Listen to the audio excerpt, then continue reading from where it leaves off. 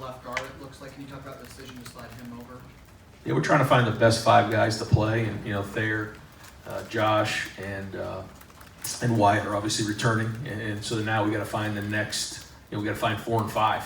So however that shakes out, we'll try to figure that out. But certainly don't want to put guys into roles and then not have the best 5 guys on the field. So whatever that is, and we're going to try Harry at guard and see if he can be 4, and then figure out who plays at right tackle. And that's the idea.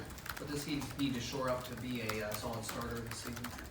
Well, I mean, there's a lot that goes into it. You have to be strong in the run game and be able to move guys up front. And, a G and a 3 technique. You got to be able to create some movement in the run game. And first off, you have to know what you're doing. That's part of it. But it helps to have some guys around you that have been around and can communicate with each other. But then in the pass game, you got to hold up as well. You got to do a good job protecting and holding the pocket, and especially inside, you can't get knocked back into the lap of the quarterback. And shoring up the inside of the protections is an emphasis point for us this year. So, but Harry's a high functioning football player. He's got a good IQ, and he played at center, so that really helps in terms of identifying things early on. You have to make a lot of calls, and so I don't think it's going to move too fast for him, but he does have to step up because we need guys to step up in that group. Right in front of him, Dan from 11 Warriors. Ryan, you guys moved Cade Stover to tight end, Cormonte Hamilton to defensive line. Just wondering what went into those decisions, why you guys decided to switch them. Yeah, I mean, I think both of those guys have a chance to be really good players for us this year. And I look at, we looked at their skill set and brought them in and talked them through and, suggested that we see a skill set in them that maybe they don't see in their own. And ask them what their input was, and both of them were excited about challenge, being presented with a new challenge. And so I think Cade, when you look at his skill set, his basketball background, and his spatial awareness and things like that, his toughness, we think that he projects into being a really good tight end. And vice versa, Cormonte, Coach Johnson worked with him in camp and saw what he could do on the defensive line, and just watching him this year in the scout team, we thought he had a chance to play really good in terms of a tackle, so or a defensive end. He could do both. So we're going to see what happens this spring. It's kind of a new challenge for those guys, but the skill sets that we see, we think there's a future for both those guys. How do you approach that as a coach in terms of, at a certain point in a career, you want a guy to be locked in at one position?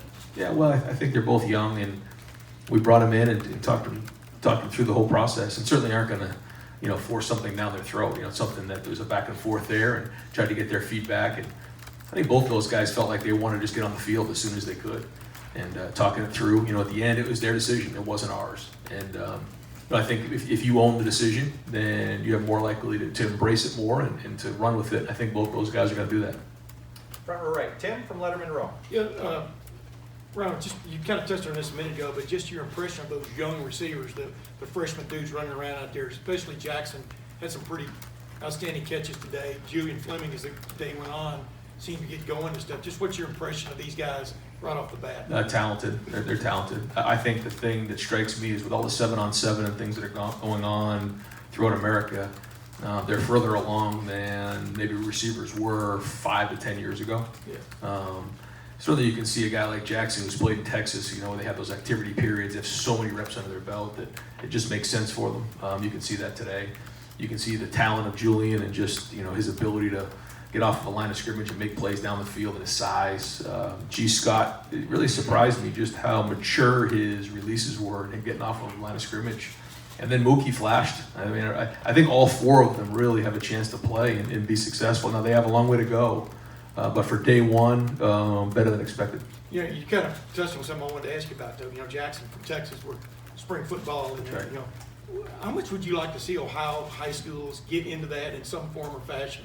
What do you think would work for them? And well, I've I think made it public that proposed a 5-day spring practice schedule or practice for high schools, and they're in the process of kind of voting on that, and hopefully we can get that passed as soon as possible, because I do think it matters. I do think it's good for the state of Ohio to evaluate, these guys, whether it's Ohio State or any colleges, but also for the development of football players throughout the state.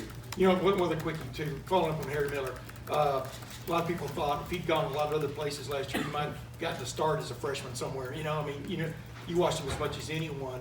Does he look fairly natural at the guard spot? I mean, what did you just see right off the bat? I didn't really notice. I'll have to watch the film and see, but starting as a freshman necessarily isn't a good thing at any position. You know, it's about the development, where you're at in the end. And I think Stud did a great job of developing Harry, and the ability for him to now go from guard to center is really, really good. And so I think he's going to be the next really good one in terms of, you know, the Elf Lines and the Corey Linsleys and the Billy Prices.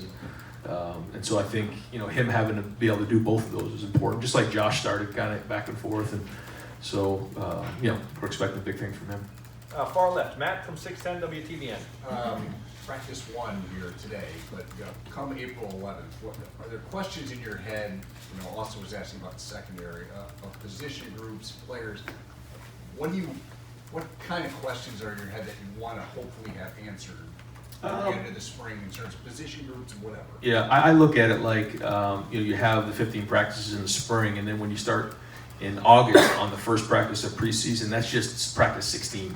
It's just an extension of the off season, as opposed to, okay, what are we getting done here in the spring, and then what are we getting done in the summer?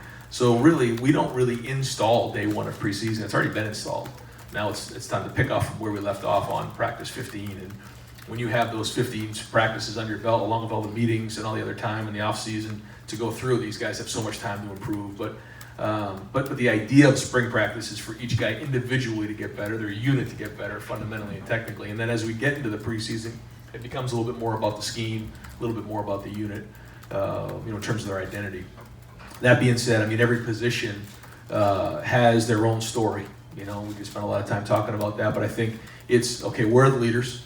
Who needs to be the leaders? And then where is everybody else? And because you have so many young guys on this team, there's a lot of guys that don't have a lot of reps under their belt. Obviously, the 15 kids coming in mid-year are some of them, and then there's other positions where they played, you know, here and there. But are you going to step up and now be a starter? And that's, you know, what you want to see with your team. But the chemistry will be fun. Every year is a new journey. You know, in college football, you have a new coaching staff, you have a new you know, group of leaders, you have a new group of seniors, and so that dynamic is different year in and year out. So I already think we have a good feeling for that 2 months into the off-season program, but getting on the field will be different too, because, you know, you also have to play the game. That's a big part of it as well. And I think at this time last year, when you look at Akuda, you look at Chase Young, you look at J.K. Dobbins, they were younger guys, but they had such an impact on the field, they became good leaders that helped them along the way and springboarded them into leadership.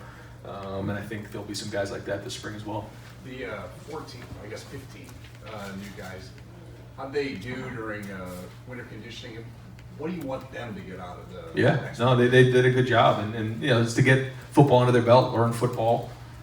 When you show up in August, if the first time you've ever heard of a play or a formation, or where do I run during an individual drill, or where's my locker, or what do I wear for cleats, or all those things, that distracts you from being effective on the field. And so it's just to kind of get the rhythm, get a routine going, learn the offense, learn the defense, and figure out where you fit into it. Second row middle.